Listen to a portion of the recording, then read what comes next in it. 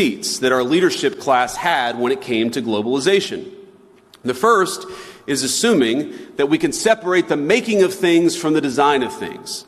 The idea of globalization was that rich countries would move further up the value chain while the poor countries made the simpler things. You would open an iPhone box and it would say designed in Cupertino, California. Now the implication, of course, is that it would be manufactured in Shenzhen or somewhere else. And yeah, some people might lose their jobs in manufacturing, but they could learn to design, or to use a very popular phrase, learn to code. But I think we got it wrong. It turns out that the geographies that do the manufacturing get awfully good at the designing of things. There are network effects, as you all well understand. The firms that design products work with firms that manufacture. They share intellectual property, they share best practices, and they even sometimes share critical employees.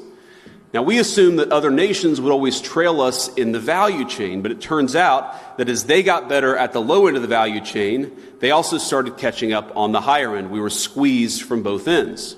Now, that was the first conceit of globalization. I think the second is that cheap labor is fundamentally a crutch, and it's a crutch that inhibits innovation. I might even say that it's a drug that too many American firms got addicted to. Now, if you can make a product more cheaply, it's far too easy to do that rather than to innovate.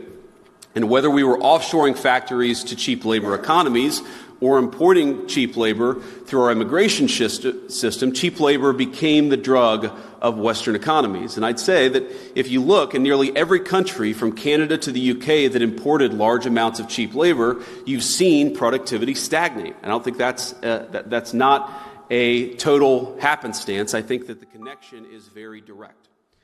Now, one of the debates you hear on the minimum wage, for instance, is that increases in the minimum wage force firms to automate. So a higher wage at McDonald's means more kiosks. And whatever your views on the wisdom of the minimum wage, I'm not going to comment on that here. Companies innovating in the absence of cheap labor is a good thing. I think most of you are not worried about getting cheaper and cheaper labor. You're worried about innovating, about building new things, about the old formulation of technology is doing more with less. You guys are all trying to do more with less every single day. And so I'd ask my friends, both on the tech optimist side and on the populist side, not to see the failure of the logic of globalization as a failure of innovation. Indeed, I'd say that globalization's hunger for cheap labor is a problem precisely because it's been bad for innovation.